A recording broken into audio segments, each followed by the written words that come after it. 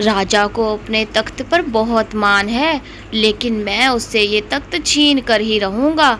मैं अपनी काली शक्तियों से राजा की जान लूंगा। के लिए मुझे राजा का पंख चाहिए, लेकिन मैं खुद तो महल नहीं जा सकता।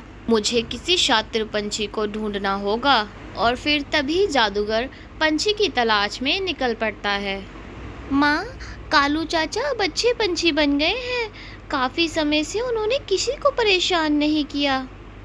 हाँ बेटा, कालू का सारा भोजन राजा की तरफ से ही आता है, इसलिए अब उसे चोरी करने की कोई जरूरत नहीं।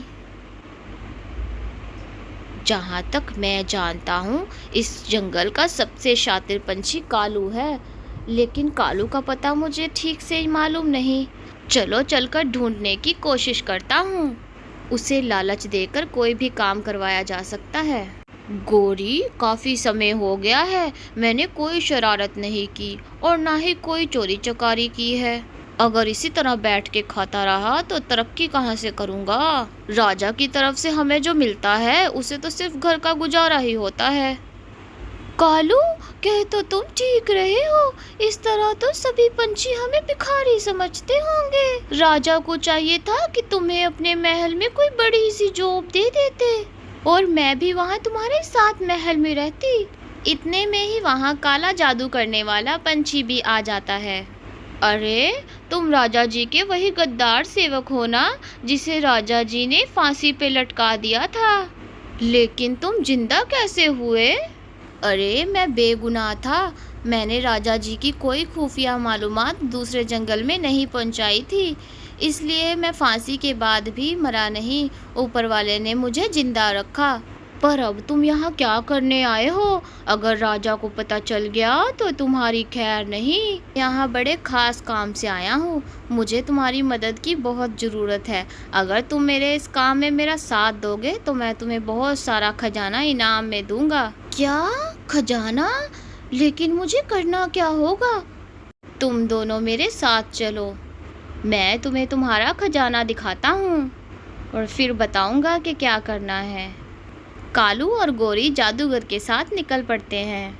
साधु जी, ऐसा भयानक सपना मैंने आज तक नहीं देखा। इस जंगल में काली शक्तियों का बसेरा होने वाला है, बहुत सारा खून बहने वाला है। अगर ऐसा है तो कुछ करें, हम एक दूसरे का खून बहता हुआ नहीं देख सकते। इस जंगल में एक ही जादूगर था जिसे मैंने अपनी शक्तियों से राख कर दिया था। वो भी इस जंगल को अपने बस में करना चाहता था, लेकिन मरते मरते वो अपनी गुफा में कोई हिसार बांध गया है और अब वहाँ जरूर कोई जानवर आ गया है, लेकिन हम तो उस गुफा में नहीं जा सकते। बेटी, जाओ और जाकर पता करो किसी ने जंगल में कोई अजनबी पंछी तो नहीं देखा। अगर कोई अजनबी पंछी नजर आए तो मुझे फौरन खबर करना। जब कालू और गोरी गुफा में आते हैं तो इतना सारा खजाना देखकर उनकी आंखें खुली की खुली रह जाती हैं। अगर तुम दोनों मुझे राजा का पंख ला दो तो इस सारे खजाने के मालिक बन सकते हो। सुना है आजकल राजा बहुत बीमार है। तुम दोनों राजा की इयादत के बहाने जाओ और जाकर उसका पंख तोड़कर ले आओ। लेकिन तुम पंख का करोगे क्या? एक पंख के बदले में इतना सारा खजाना? ये मैं तुम्हें अभी नहीं बता सकता, लेकिन बाद में जरूर बताऊंगा। जादूगर कालू और गोरी को कुछ खजाना देता है क्योंकि दोनों ने पंख लाने का वादा किया है। कालू, हमें हर हाल में पंख लाना होगा, तभी हमारी गरीबी दूर हो सकती है। ये जादूगर जरूर हमसे कुछ छुपा रहा है। राजा का पंख लाने से पहले हमें ये पता करना होगा कि ये क्या करना चाहता है। अगर साधु का दिया हुआ तावीज महल में न होता तो मुझे महल में जाने से कोई रोक नहीं सकता था।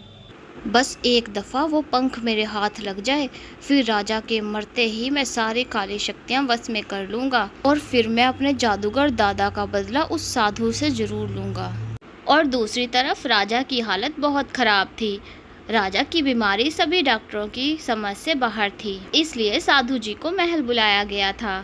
राजा जी पर काला साया है, ये जरूर किसी जादूगर का काम है। हमारे राजा जी कोई आम पंछी नहीं है, ये बहुत नेक, रहम दिल और सखी राजा हैं। जादूगर राजा जी को मारकर सारी काली शक्तियाँ हासिल करना चाहता है। अगर कोई राजा जी से मिलने आए तो उसे फौरन मेरे पास ले आना, और याद रहे कोई भी पंछी किसी भी सूरत राजा जी से नहीं मिलना चाहिए।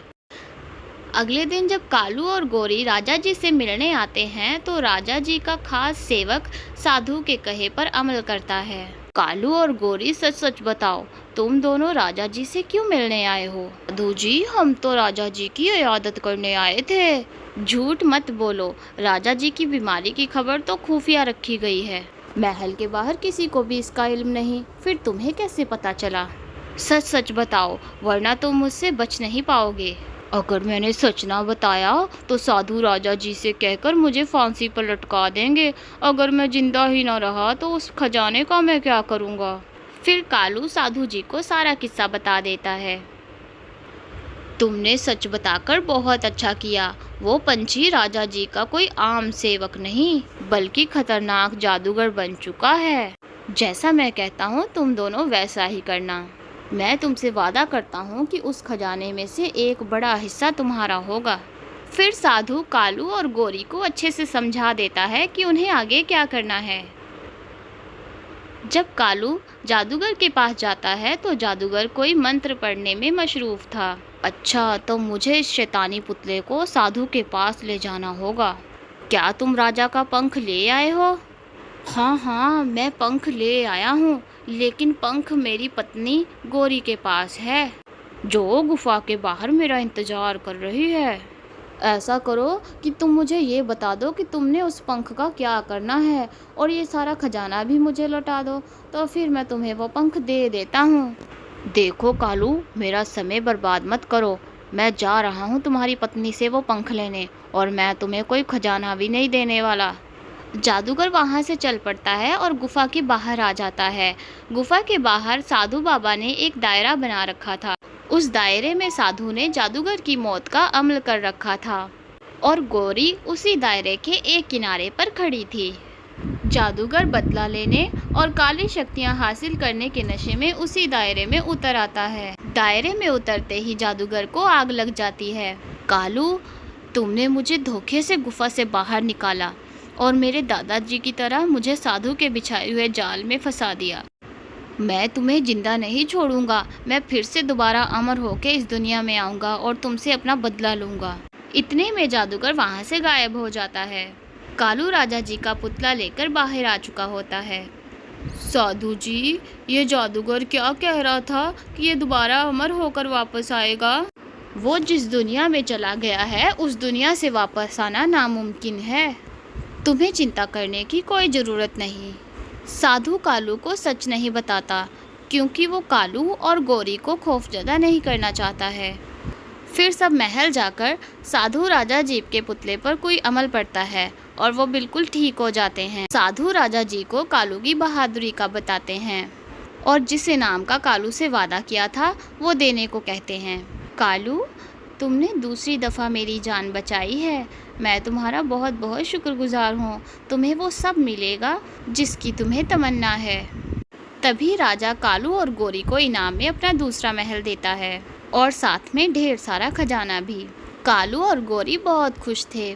इस कहानी से हमें यही शिक्षा मिलती है कि हमें दूसरों के लिए अच्छा सोचना चाहिए। अच्छा सोचने वालों के साथ ऊपर वाला कभी बुरा नहीं होने देता।